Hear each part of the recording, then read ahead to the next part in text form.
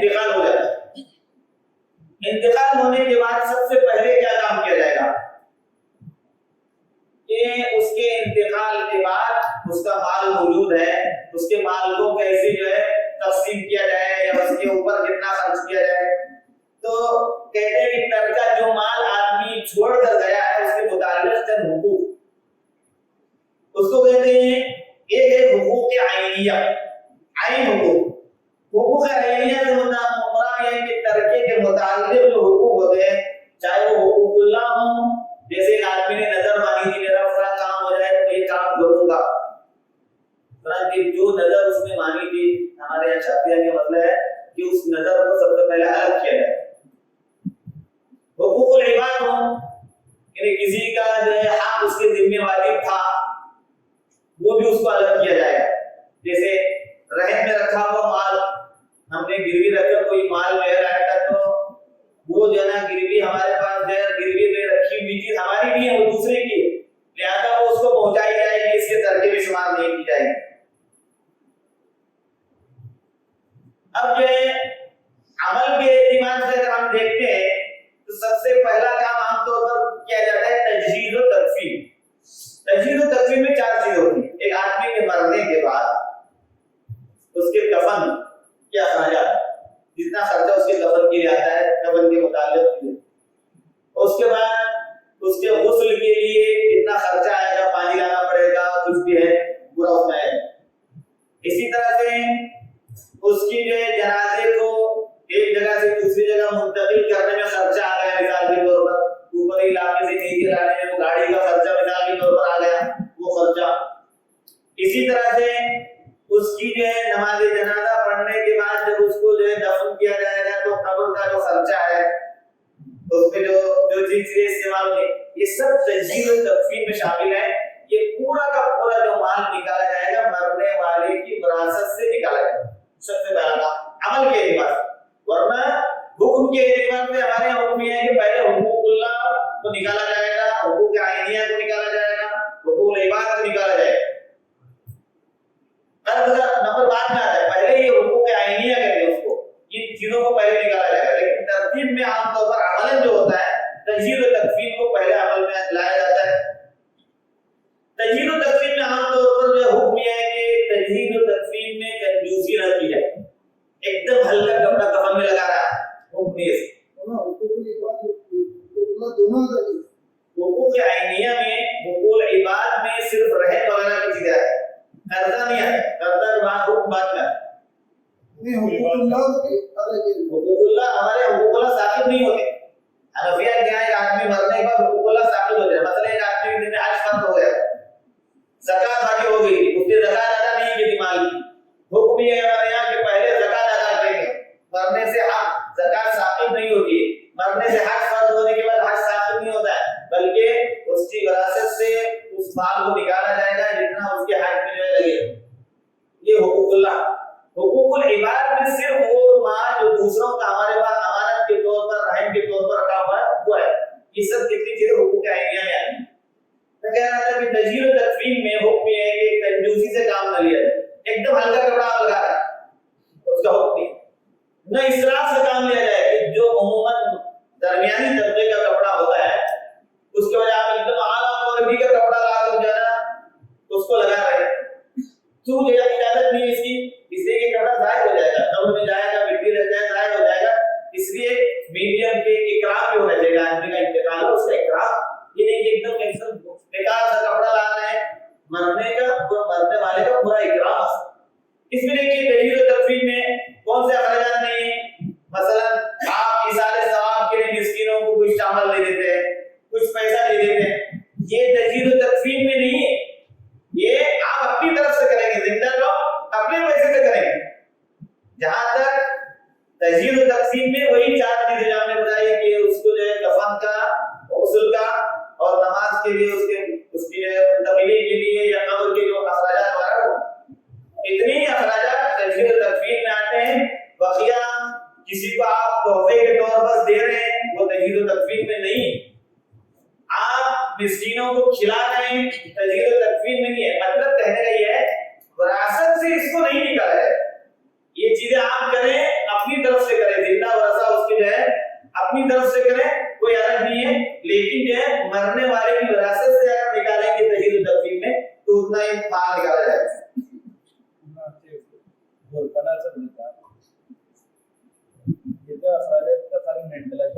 برتن کو دینے والی قیمت یا مثلا ہمارے اپنے علاقے کے اندر تنظیم کو جاتا ہوں وہ تجہیز و تکفین میں آ جائے گا، اس لیے کہ قبر سے متعلق سے مثلا کرایہ مزدور اٹھانے والا کھاٹ اٹھانے والا آدمی ہے اس کو ہم دے رہے ہیں، اس کو مزدوری کے طور پر جو اس کے اندر آئے گا، لیکن آپ عام طور پر 500-600 سے کام دے جاتا ہے، آپ ان کو 2000 دے رہے ہیں، وراثت سے آپ نہیں نکالیں گے، اپنی طرف سے دیں گے، جو ان کی واجبی رقم ہے واجبی رقم نکالی جا سکتی ہے، اس سے زیادہ رقم نہیں نکالی جا سکتی۔ ایصال ثواب کے لیے جتنا بھی کریں گے مسکین کے لوگ دینا، پیسہ دینا، چاول دینا، جو بھی ہے وہ تجہیز و تکفین میں شامل نہیں ہے۔ اب تجہیز و تکفین کا مسئلہ آیا تو تجہیز و تکفین آدمی کی وراثت سے اس کے اخراجات نکالا جائے گا۔ اگر آدمی غریب بنا اس کی وراثت میں کچھ بھی نہیں تو اس کی تجہیز و تکفین کی ذمہ داری علاقے کے جو ہے ذمہ دار لوگ جو ہے نا خوشحال مسلمان ان پر واجب ہوتا ہے، یا اس آدمی کا نفقہ خرچہ جس کے ذمہ واجب تھا، مثلا بچے کا انتقال ہوا، بچے کا خرچہ اس کے باپ کے ذمہ تھا تو باپ کے ذمہ اس کی تجہیز و تکفین کے اخراجات، شوہر کے ذمہ بیوی کی جو ہے تجہیز و تکفین کے اخراجات ہوں گے، اس لیے کہ اس کا خرچہ اس کے ذمہ ہے۔ شوہر اگر تندرست ہے شوہر کے ذمہ اس کی تجہیز و تکفین کے اخراجات واجب نہیں ہوں گے۔ شوہر اگر خوشحال ہے تبھی شوہر کے ذمہ بیوی کی جو ہے تجہیز و تکفین کے اخراجات واجب ہوں گے، لیکن احناف کے نزدیک شوہر چاہے تندرست ہو چاہے خوشحال ہو، بہر صورت بیوی کی تجہیز و تکفین کے اخراجات شوہر کو اس کا انتظام کرنا پڑے گا، بیوی کے مال سے نہیں نکالے جائیں، یہ خاص طور سے بیوی کے متعلق۔ یہ جو ہے حقوق عینیہ کے بعد تجہیز و تکفین، اور پھر تیسرے نمبر پر یہ ترتیب ہوا آگے بڑھا، تیسرے نمبر پر حقوق العباد۔ حقوق العباد بندوں کے جو حقوق ہیں، مثلا قرضہ کا تو قرضہ پہلے ادا کیا جائے گا، تجہیز و تکفین کے بعد سب سے پہلا کام جو ہوگا کسی کا قرضہ اگر اس کے دل میں ہے مرنے والے کو تو مرنے والے کی وراثت سے قرضہ ادا کیا جائے، یہ واجب ہے، جب تک قرضہ ادا نہیں کیا اس سے پہلا وراثت کی تقسیم نہیں کر سکتے۔ چوتھے نمبر پر ترتیب سے جو چیز واجب ہوتی ہے وہ وصیت ہے، مرنے والے نے مثال کے طور پر وصیت کی تو جو وصیت اس نے کی ہے اور شریعت کے مطابق اگر اس کی وصیت ہے اس وصیت کو نافذ کیا جائے گا، شریعت کے مطابق یعنی اس نے 1/3 کے اندر وصیت کی ہے تو پھر اتنا سب جو خرچہ ہو چکا ہے اب تک تجہیز و تکفین میں یا قرضہ ادا کرنے میں، یہ سب مال نکالنے کا اب جو مال بچا اس مال میں 1/3 جو ہے اگر اس نے وصیت کی ہے 1/3 کے اندر سے وصیت پوری جائے گی، اس نے زیادہ کی وصیت کی تھی ہم 1/3 کے اندر پورا کریں گے، بقیہ وصیت کو نافذ نہیں کیا جائے، نافذ کرنا اس کے ورثہ کے ذمہ واجب نہیں ہے، کچھ دلی سے اگر کرنا چاہے تو ٹھیک ہے، ورنہ مرنے والے کو جو حکم یہ ہے کہ وہ ایسی کوئی وصیت نہ کرے جس کی وجہ سے وہ اپنے لیے عذاب ہو لے۔ بعض روایات میں یہاں تک آیا کہ آدمی 60-70 سال کی زندگی گزارتا ہے اور مرنے سے پہلے کوئی ایسی وصیت کر جاتا ہے جس کی وجہ سے وہ اپنے لیے جہنم واجب کر لیتا ہے۔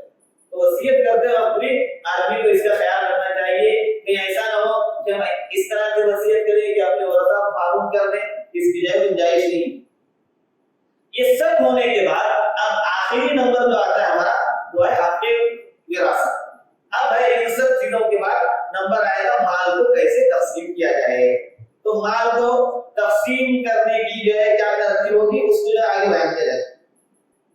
یہاں پر وصیت کے تعلق سے ایک بات بیان کرنا ہے کہ وصیت اور ہبہ میں فرق سمجھنا چاہیے۔ ڈونیشن ہبہ، وصیت بل مانا، تو وصیت اور ہبہ میں جو ہے ہبہ میں کیا ہے، مثلا یہ چیز میری ہے میں نے آپ کو دے دی، آج سے آپ اس کے مالک بن گئے، مالک بنانا ضروری ہبہ گفٹ، جب تک آپ اس کو مالک نہیں بنائیں گے اس وقت تک وہ ہبہ مکمل نہیں ہوگا۔ باپ نے یا ایک آدمی نے اپنی طرف سے کسی کو گفٹ کرنے کے متعلق لکھ دیا کہ میں نے اس کے، تو اس کی ذمہ داری ہے کہ وہ گفٹ اس کے ہاتھ میں دے دے، اس پر اس کو قبضہ دلائے۔ اگر قبضہ نہیں دلا دیا،